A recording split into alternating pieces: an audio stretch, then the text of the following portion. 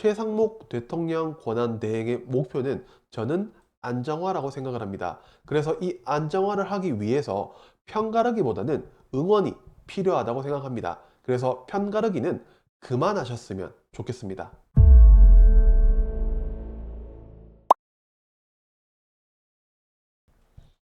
안녕하세요, 대원남자입니다.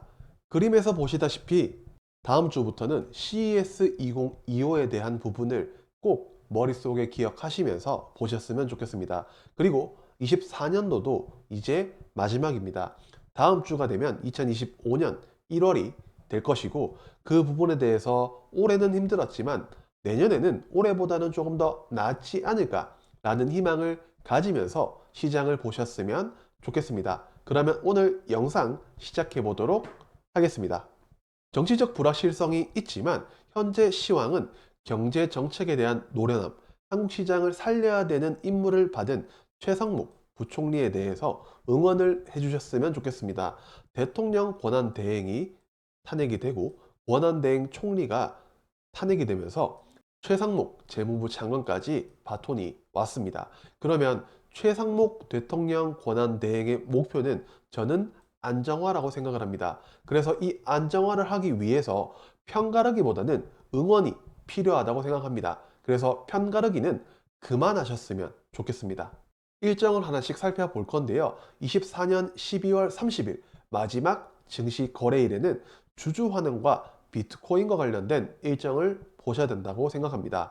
첫 번째는 셀트리온이 1,000억 원 규모의 자사주 매입을 시작합니다. 그래서 셀트리온과 셀트리온 제약을 보셨으면 좋겠고요. 두 번째는 유럽연합의 규제로 인해서 스테이블 코인인 테더가 상장 폐지될 예정입니다. 거의 확정적인데 유럽 코인 관련 거래소에서 순차적으로 폐지가 된다고 하니 이 부분 참고를 하시면 좋겠고요. 그래서 이 자금이 비트코인으로 흘러갈 가능성이 높다고 생각을 합니다. 그래서 이 테더가 200조 원 가까운 시가총액을 가지고 있기 때문에 이 자금이 이동할 곳은 비트코인이나 이더리움 정도가 되지 않을까 싶습니다. 2024년도 고생하셨습니다. 12월 31일은 한국 시장은 휴장일인데요. 이날에는 한국, 필리핀 FTA 발효와 에너지 관련 일정을 보셔야 됩니다. 먼저 미국의 11월 잠정주택 판매지수 발표가 0시에 있습니다. 그리고 첫 번째 일정은 한국과 필리핀의 FTA 수입 관세가 철폐됩니다. 그래서 저는 자동차 관련 섹터를 보는 게 어떨까라고 생각을 해서 현대차, 기아, 현대모비스, 현대오토에버, 현대글로비스까지 체크를 해보시면 좋겠습니다. 두 번째는 우크라이나가 우렝고이 가스관 운용 중단을 예정한 날입니다.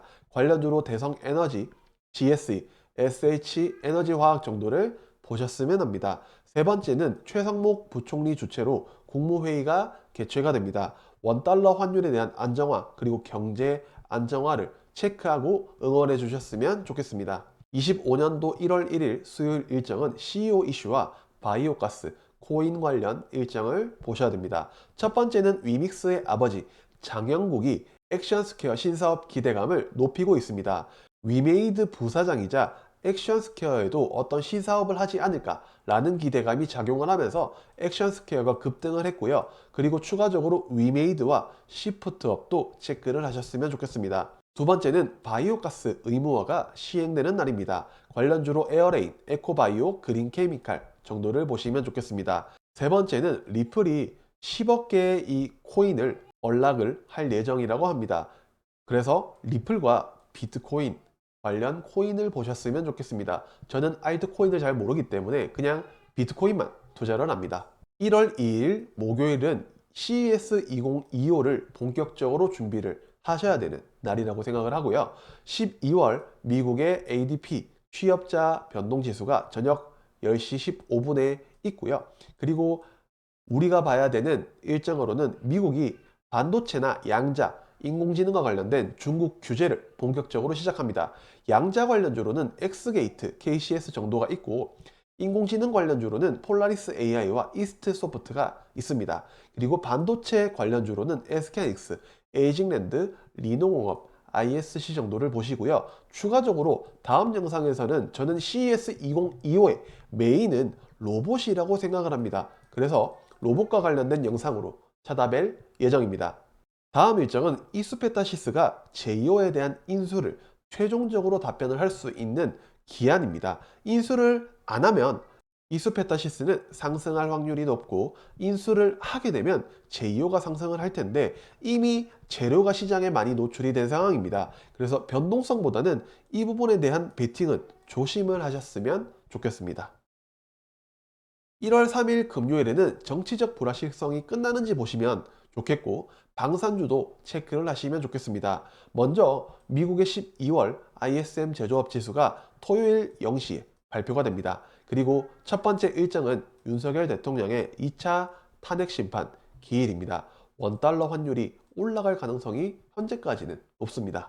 두 번째는 미국의 상원 의원이 외교위원회, 군사위원회를 이끌 것이라는 뉴스가 나옵니다. 그렇기 때문에 저는 방산과 관련된 섹터를 볼 것이고, 관련주로는 하나에어로스페이스, 현대로템, 하나시스템, LIG넥스원 정도를 체크를 해볼 겁니다.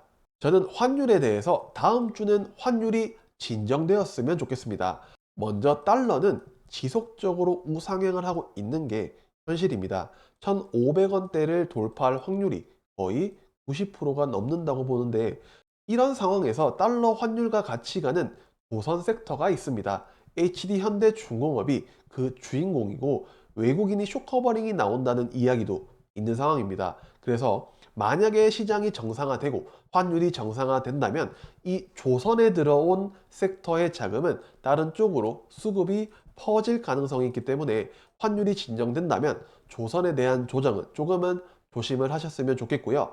환율이 1,500원에 다다를 때는 아마 조선 섹터의 힘이 조금은 빠지지 않을까 조심스럽게 예측을 해봅니다.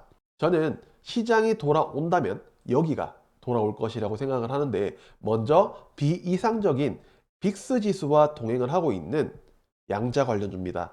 엑스게이트와 빅스 지수는 거의 동일하게 움직이고 있다고 해도 과언이 아닙니다. 만약에 시장이 정상화될 때는 반도체 관련주인 엔비디아, 그리고 브로드컴과 SK하이닉스까지 같이 돌아올 가능성이 높습니다. 엔비디아와 같이 주가가 움직이다가 이렇게 디커플링이 된 이유는 한국 시장에 대한 정치적 불확실성이 크고요. 만약에 정상화가 된다면 시장의 상승과 동행하는 반도체, 그리고 HBM, 그리고 AI 반도체 섹터가 돌아올 것이라고 생각을 해보는 게 조금은 더 좋지 않을까 싶습니다. 마지막으로 저는 2025년도에는 2차 전지 섹터를 본격적으로 볼 예정입니다. 그래서 준비한 것은 라이즈 2차 전지 탑10 인버스 아니고 상승을 추종하는 ETF를 볼 예정입니다. 그 이유는 비교를 한 기업은 에코프로 BM인데 주가가 더 많이 빠졌습니다. 그러면 이렇게 이야기할 수도 있겠죠. 그러면 올라갈 때는 더 많이 오르는 거 아니야? 근데 에코프로 BM이 소외될 수도 있습니다. 그렇기 때문에 개별 기업보다는 저는 ETF로 조금씩 모아가는 게 더 안전하지 않을까 해서 준비를 해봤습니다. 그러면 2차 전지에 대해서 부정적인 얘기와 긍정적인 이야기가 있습니다. 먼저 부정적인 이야기는 트럼프 2기 정부가 들어서면 불확실성이 커지지 않아. 그리고 에코프로비엠에 대한 실적 불확실성이 너무 커. 그리고 AMPC와 IRA가 축소가 된다는 것이 거의 기정사실화된 상황에서 2차 전지 관련 기업들이 살아날 수 있을까라는 게 부정적인 의견들이고요. 긍정적인 의견들은 너무 많이 빠졌어. 그리고 급하게 올리지만 않는다면 기관과 외국인이 갖고 놀면서 자기들 마음대로 수익을 내기가 너무 좋아 라는 부분과, 개인들이 너무 많이 지쳐있기 때문에 수급이 비어있고 그래서 올리기도 쉽고 내리기도 쉽다. 즉 기관과 외국인의 장난감 섹터가 될 가능성이 있기 때문에 그렇게라도 2차 전지를 돌려준다면 저는 환영이라고 생각을 합니다. 지금은 부정적인 이야기 생각보다는 긍정적인 이야기나 생각을 보시면 좋겠습니다. 그래서 2025년도에는 많이 빠졌는 2차 전지 섹터가 코스닥을 견인해 줄 것을 기대를 해보면서, 다음 영상은 CES 2025 중에서 로봇 섹터에 대한 영상으로 돌아오겠습니다. 그러면 저는 다음 영상에서 뵙도록 하겠습니다. 안녕.